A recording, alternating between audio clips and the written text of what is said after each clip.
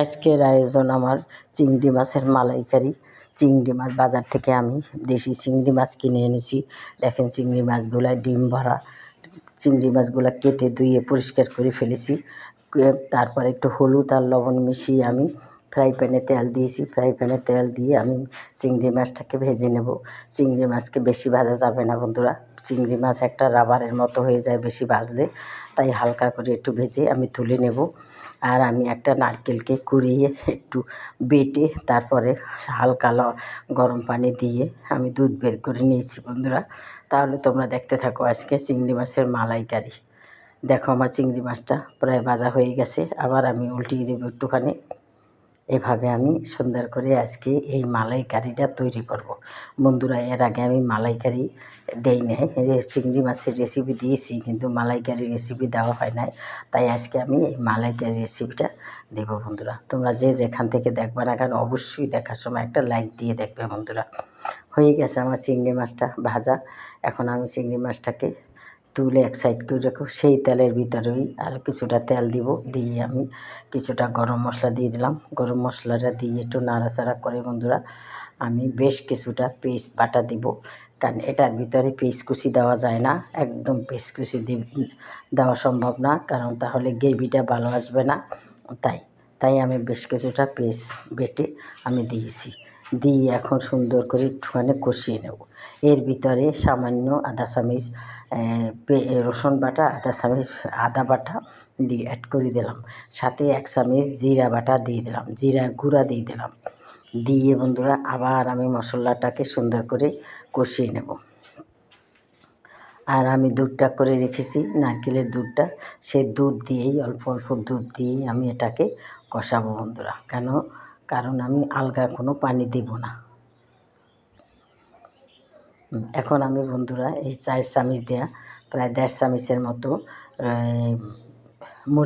মরিচের গুঁড়া দিয়ে দিলাম। ইচ্ছা কর ঝাল তোমাদের ইচ্ছা বন্ধুরা, কারণ এটা এত বেশি ঝাল দেওয়া যায় না তাই।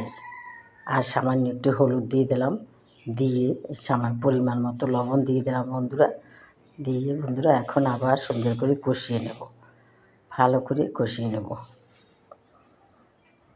নারকেলের দুধটা দিব আর কষাবো, নারকেলের দুধটা দিব আর কষাবো। এখন বন্ধুরা আমি 1 কাপের মতো টক দই দিয়ে দিলাম। টক দইটাকে আমি ফ্রিজ থেকে বের করে রেখেছিলাম আগেই। এখন 1 কাপ টক দই দিলাম। টক দই দিয়ে আবার আমি এটাকে কষাবো। খুবই দারুণ সুস্বাদু এই রেসিপি বন্ধুরা, তোমরাও তৈরি করে মাঝে মাঝে খাবে। সবসময় তো আর করা সম্ভব না, মাঝে মাঝে তৈরি করে খাবে। যত কষাবে অতই গ্রেভিটা ভালো আসবে বন্ধুরা। মালাইকারি বলছে কেন, এই জন্যই তো মালাইকারি। এখন বন্ধুরা এই যে দেখো নারকেলের দুধটা, ইচ্ছা করলে যাদের হাতের কাছে নারকেল নেই তারা গরুর দুধ দিয়েও করতে পারো এবং পাউডার দুধ গরম পানি দিয়ে গলিয়েও করতে পারো, কিন্তু না বন্ধুরা আমি আজকে নারকেল দিয়েই করেছি। এখন নারকেলের দুধ দিয়ে এটাকে কষাবো। যতক্ষণ আবার কমে যাবে আবার আমি নারকেলের দুধ দেবো। এভাবে আমি এখানে প্রায় 4 কাপ দুধ আছে, সবগুলোই আমি এভাবে করে আমি কষিয়ে নেব।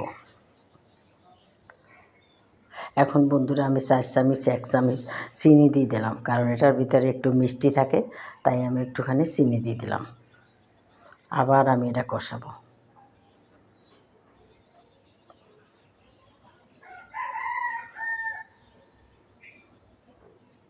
এখন বন্ধুরা কষানো হয়েছে, এখন আমি চিংড়ি মাছটা অ্যাড করে দেব, ভাজা চিংড়ি মাছটা অ্যাড করে দিলাম। দিয়ে আমি আবার সুন্দর করে কষাবো।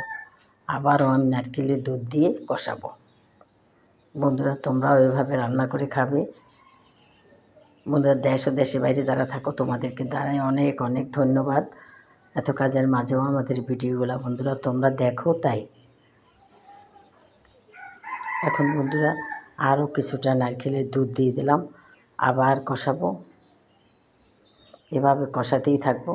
তারপর আমি যেটা বাকি নারকেলের দুধ আছে সেটাও আমি অ্যাড করে দেব। তারপরে বন্ধুরা আমি একটু শাহি মশলা দিয়ে দিছি, সেইটা শাহি মশলাটা দিলে গরম মশলার গুঁড়াটা দিলে বন্ধুরা টেস্টটা দ্বিগুণ হয়ে যায়, তাই সম্পূর্ণটাই দিয়ে দিছি বন্ধুরা দুধটা। এখন সুন্দর করে আবার এটা কিছুটা কাঁচামরিচ দিয়ে দিলাম বন্ধুরা ফ্লেভারের জন্য। সুন্দরের জন্য হয়ে আসছে আমার। বন্ধুরা, এত শুকনো শুকনো করবো না, যাতে গ্রেভিটা খেতে অনেক মজা হয়, অনেক সুস্বাদু হয়, তাই একটু এটা এভাবেই রাখবো। হয়ে গেছে বন্ধুরা আজকে আমার মালাইকারি রেসিপি। দেখো বন্ধুরা, তোমাদের কাছে কেমন লাগে? বন্ধুরা, যদি ভালো লেগে থাকে বন্ধুরা, তাহলে অবশ্যই একটা লাইক দেবে, আমার চ্যানেলটাকেও সাবস্ক্রাইব করে দেবে এবং শেয়ার করে দেবে। তাহলেই নতুন নতুন বন্ধুরা দেখবে আর আমি সুন্দর সুন্দর ভিডিও নিয়ে আসতে পারবো। তাহলে আজকের মতো রাখি বন্ধুরা, যে যেখানে থাকো ভালো থাকো। আসসালামু আলাইকুম, খোদা হাফেজ।